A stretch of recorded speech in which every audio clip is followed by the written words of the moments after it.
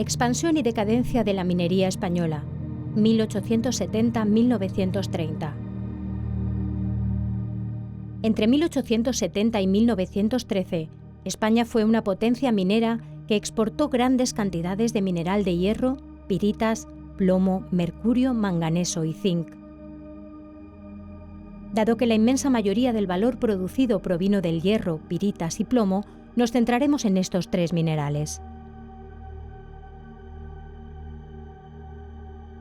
En la década de 1860, España produjo una media de 275.000 toneladas de mineral de hierro, 265.000 de piritas y 70.000 de plomo en barras. En cambio, entre 1911 y 1913, la producción fue de 9,2 millones de toneladas de hierro, de 3,5 millones de toneladas de piritas y de 200.000 toneladas de plomo en barras. Este despegue se debió a tres causas principales: la elevada demanda externa, las ventajas comparativas de los criaderos españoles y el marco legal adecuado. El aumento de la demanda internacional de minerales de hierro fue consecuencia de los descubrimientos Bessemer y Martin Siemens ácido, porque estos aceros, que desbancaron al hierro dulce durante la segunda fase de la Revolución Industrial, requerían de arrabio y chatarra, obtenidos de minerales que no tuvieran fósforo. La mayor demanda de piritas derivó de la electrificación, que aumentó el consumo de cobre, y sobre todo del crecimiento de la industria del ácido sulfúrico, que disparó el del azufre. Por su parte, la mayor demanda de plomo metal se debió a la urbanización de las ciudades, primero para las conducciones de gas ciudad y después para las de agua. Desde mediados de la década de 1860, el crecimiento de la producción inglesa de aceros Bessemer y Martin Siemens ácido chocó con la rígida oferta de las minas de hierro no fosforoso de Cumberland y Lancashire. El problema no solo afectó a las fábricas de Reino Unido. Francia, Bélgica y Alemania no disponían de reservas importantes de minerales de hierro sin fósforo, de manera que toda la siderurgia continental se vio abocada a encontrar criaderos de hierro sin esta impureza. Las posibilidades eran escasas, quedaban limitadas a los yacimientos de Vizcaya, Santander, Penibética, Laponia y Locris, en Grecia. De entre ellos, los españoles presentaban ventajas comparativas. Sus menas tenían muy poco fósforo y más hierro que las suecas y las griegas, pero además sus reservas eran más abundantes, podían laborearse a cielo abierto y distaban pocos kilómetros del mar, lo que facilitaba su transporte. A mediados del siglo XIX, el crecimiento de la producción de ácido sulfúrico topó con la rígida oferta de azufre natural siciliano. El azufre de las piritas apareció como producto sustitutivo, sobre todo desde que Henderson logró en 1858 recuperar el cobre de las menas desulfuradas. El descubrimiento apuntilló al azufre italiano, despertando el interés por las piritas.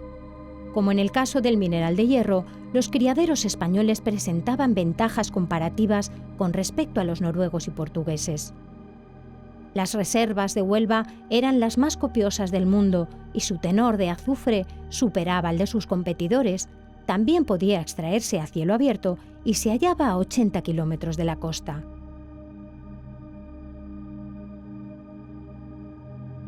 Al contrario que las demandas de mineral de hierro sin fósforo y de piritas, la de plomo fundido en barras experimentó un notable crecimiento antes de 1870.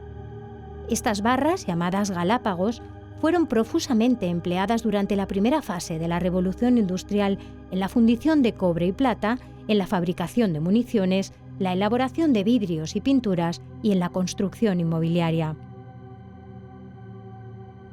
Entre finales del siglo XVIII y 1830, Gran Bretaña fue la principal productora, seguida de Alemania. Ese año la situación se invirtió hasta la década de 1860, con la irrupción en los mercados del más competitivo plomo almeriense de las sierras de Gádor y Almagrera. No obstante, estos criaderos penibéticos, junto con los de los Peninos y los de la región alemana de Harz, comenzaron a mostrar síntomas de agotamiento en la década de 1870, precisamente cuando la demanda de plomo se reactivaba para el uso de cañerías de gas y agua provocados por el avance de la urbanización. La solución de recambio vino entonces de las sierras de Cartagena y Mazarrón, en Murcia, y de la parte de Sierra Morena de las provincias de Jaén y Córdoba. A las ventajas naturales de los yacimientos españoles se sumó la promulgación de una legislación liberal, leyes mineras de 1849, 1859 y 1868, que facilitó, por una parte, el acceso de particulares a la propiedad minera y, por otra, las inversiones de capital extranjero. Ante esta situación, el despegue de la minería en la década de 1870 estuvo unido a las inversiones de capital extranjero, el abaratamiento de los fletes y a la abundante mano de obra. Las inversiones foráneas constituyeron la base del despegue porque las empresas extranjeras construyeron ferrocarriles mineros, cables aéreos y ramales a las redes nacionales. Por su parte, el abaratamiento de los fletes facilitó que los minerales españoles se colocaran en Europa a precios competitivos. La causa fundamental de esta caída fue la articulación de rutas carboneras desde Gran Bretaña hasta el Atlántico francés y hacia el Mediterráneo, lo que evitó la navegación en lastre, haciendo que los costes disminuyeran y ampliando la oferta del tonelaje. Al despegue del sector también ayudó la disponibilidad de mano de obra abundante. Siendo entonces el laboreo una actividad intensiva en trabajo, la explotación a gran escala de los yacimientos disparó su demanda. Se creó así un empleo inexistente en zonas agrarias con mucho paro, circunstancia que explica la inmigración a las cuencas mineras de miles de obreros sin especialización alguna. Como se observa en el gráfico, el ciclo expansivo de la minería ocupó el periodo 1870-1913. La clave de este boom de las exportaciones fue la insuficiente oferta de minerales sustitutivos de los españoles. Estas cifras lo confirman.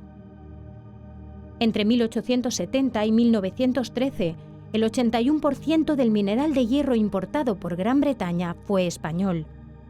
El 75% del azufre consumido en Europa provino de Huelva, y el plomo metal español abasteció el 55% de la demanda británica, el 50% de la francesa y en torno al 45% de la europea.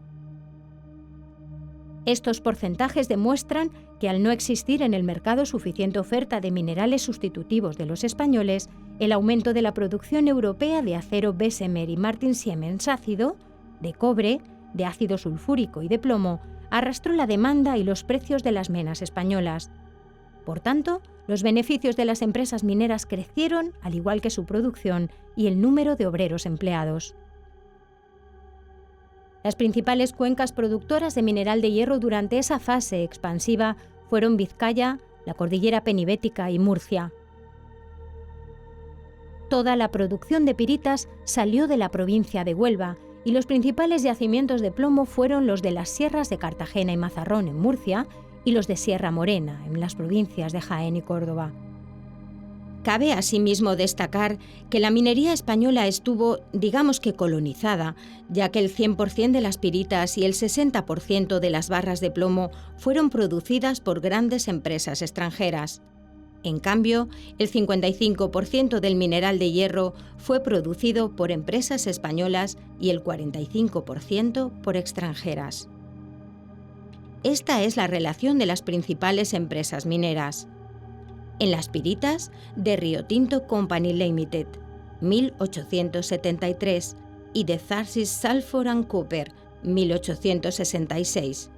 En el plomo, la Société Minière Métallurgique de Peñarroya, 1881, y en el mineral de hierro, la Horconera Iron Ore, 1873, la franco-belga de Mines de Somorrostro y las compañías de empresarios vascos como Martínez Rivas, Echevarrieta y Ramón de la Sota. La decadencia de la minería se inició durante la Primera Guerra Mundial y vino provocada por los altísimos fletes y la guerra submarina que colapsaron las exportaciones entre 1914 y 1918. Entre 1919 y 1929 hubo una recuperación, pero las ventas no llegaron a alcanzar los niveles anteriores y la Gran Depresión de la década de 1930 terminó por desplomar las ventas al exterior. Dos razones explican la decadencia. La primera es que los viejos criaderos españoles estaban sometidos a rendimientos decrecientes y eran incapaces de producir a costes y precios competitivos con respecto a los criaderos europeos y americanos más jóvenes. La segunda razón es que hubo cambios tecnológicos que perjudicaron el consumo de los minerales españoles. Veamos brevemente qué sucedió con el mineral de hierro, las piritas y el plomo tras la Primera Guerra Mundial. Durante la contienda, Gran Bretaña, país al que se dirigía más del 80% del mineral de hierro sin fósforo español, abandonó su fidelidad a los sistemas Bessemer y Martin-Siemens ácido y construyó hornos Martin-Siemens básicos porque permitían beneficiar chatarra y arrabio con fósforo, procedente de las minas de Lincolnshire y los Midlands.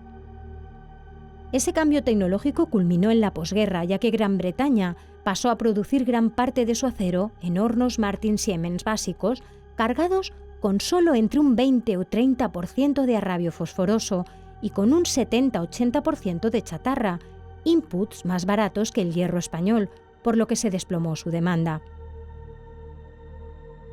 Lo mismo ocurrió con las piritas españolas tras la Primera Guerra Mundial, porque a la cuenca de Huelva, sometida a rendimientos decrecientes, le aparecieron nuevos competidores. El azufre extraído de los yacimientos subterráneos mediante la tecnología Frasch, el azufre obtenido del gas natural mediante el método Claus y nuevos yacimientos en los Estados Unidos, México, Italia y Pirineo francés. Y algo similar pasó con los Galápagos españoles, porque los viejos criaderos de mineral de plomo tenían rendimientos decrecientes y resultaban mucho más baratas las barras de plomo producidas en los jóvenes yacimientos de los Estados Unidos, Canadá y México. Para terminar, merece la pena mencionar brevemente una polémica sobre la minería española que ha enfrentado a historiadores pesimistas y optimistas. Muy en síntesis, los historiadores pesimistas se han lamentado de que una parte muy importante de los beneficios del sector se fueran al extranjero al explotar empresas foráneas la mayoría de los minerales. Por el contrario, los historiadores optimistas alegan que esas empresas crearon mucho empleo en España. En lo que existe consenso es en admitir que los políticos liberales deberían haber gravado las exportaciones mineras con un arancel por dos razones. La primera es que las exportaciones no hubieran descendido entre 1870 y 1913 porque no existía suficiente oferta de minerales sustitutivos de los españoles. Y la segunda es que la Hacienda hubiera ingresado una suma importante para aliviar al pueblo español de impuestos regresivos como el de consumos.